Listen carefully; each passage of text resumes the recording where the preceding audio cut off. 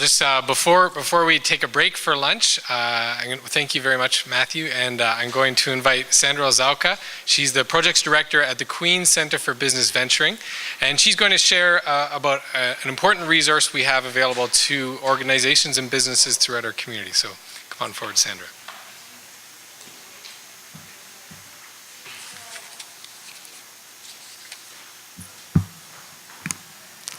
Thanks, Jeff, and I'm very pleased to be talking about the Best Small and Medium Employer Study, and once more to be partnering with the Monison Centre and with Yolanda and her fabulous team. So it's wonderful to be here.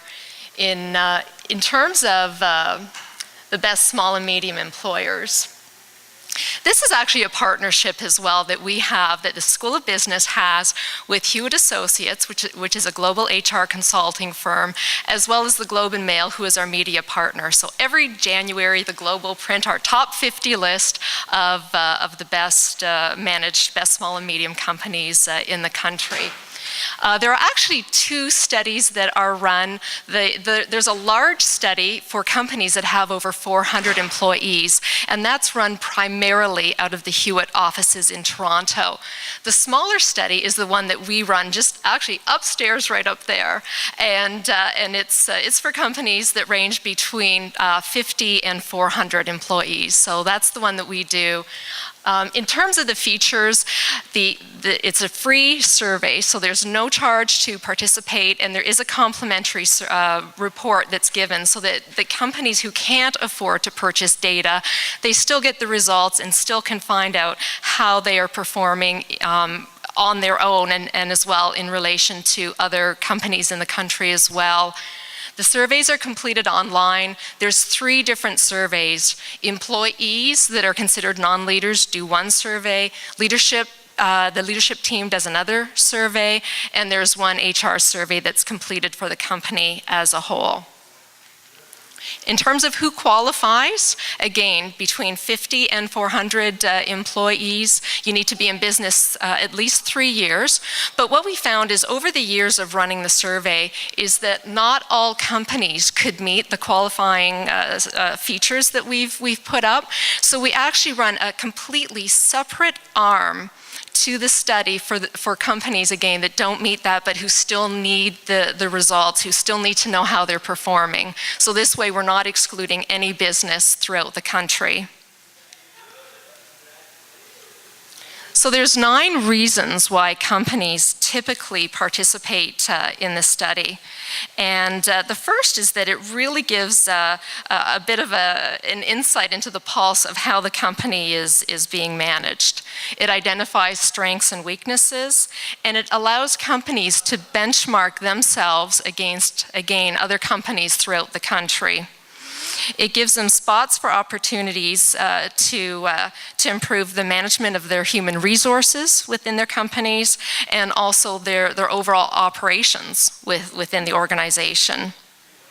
Another feature is that it allows organizations to determine how aligned their management is with the non-management within a company, which is very important for doing various strategic things in organizations.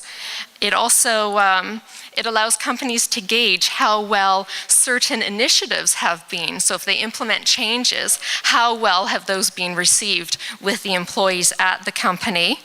As well, it helps companies attract and develop and retain talent. And one of the last one is that people want to be on the list. And we actually actively work with a number of companies that have 3 or 5 year plans on how to get to be on the list. So in terms of last year, we had over 250 small and medium organizations register for the study throughout the country. 150 of those qualified and actually went through the complete measurement process. And then at the end, those who were considered to be on the top 50 list, there were over 100. And so what does that mean? It means that we have a vast database of information. This includes over 150,000 bits of data on what employees think of their companies. We also have a 3-year rolling database that represents the input of about 900,000 Canadian workers and over 60 industry or sector benchmarks that are available. And this would be our model here. And in essence, there are 6 work environmental factors that go into creating the day-to-day environment that companies work in. People, work values, opportunities, quality of life, HR procedures, and total rewards. What that means is all of these things come together to create what in fact is the culture of the organization, and that reflects and translates directly into the employee engagement score. And that is what this study measures in all these various dimensions in incredible detail, but that's our focus. And again, with the outcome being, what are the organizational results? What is the bottom line? What's the quantitative outcome of how engaged employees are? And in terms of engagement, engagement is not about happiness, it's not about loyalty or being satisfied. It's a measurable state of emotional and intellectual involvement or attachment that somebody has to their organization's success. And again, that is the key determinant, that's the key thing that we measure through the study. And at the bottom of the slide, it shows the distribution of where some of the results may be in terms of where do people sit on the engagement spectrum, anywhere from being not engaged to being highly engaged. So in terms of what is an engaged employee, there's really 3 ways to summarize it. There's the say factor, which in essence, it's do people talk positively about their organization? There's the stay factor, which are people wanting to stay at their organization and making long-term plans, or are they surfing the internet and looking for the next opportunity to leave? And the last one is strive. And strive really is what's their level of commitment to the organization's success? Do people walk in the morning and wait for the day to end, or are they actually really trying to make a difference, a personal difference? And so if you're engaged, what's the benefit? What's the benefit for organizations to care about this? And there's certainly the financial aspect of it, that there's greater financial returns, greater customer satisfaction. It also comes down to attraction and retention. People want to work someplace where it's interesting and fun and where the environment, where you can give to the environment, but the environment also gives back to you.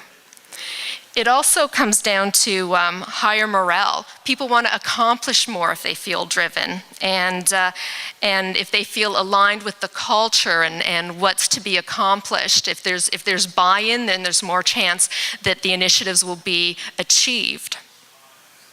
And then there's productivity. Just overall, people, even if people aren't well, they still want to come into the office, they still want to do their bit. And really the summary of all of this comes down to is that you have a high performance culture. And that's really what the study is about assisting companies to create cultures that are very positive and that can really help them compete. And especially in the current environment that many companies are facing. It's like, how do you take all the negative that's around, but still come into work and be focused and positive and productive? In terms of our model overall, I talked about the 6 work environment categories, and in fact what this does is it breaks it down further, because there are 18 key engagement driver, again engagement being the main thing we're measuring. So what this does is the surveys that are completed within organizations, these are the categories that they're answering questions on. And the key thing about this survey versus any other survey is that it's not what management thinks about their company. It's about what the employees think about their company.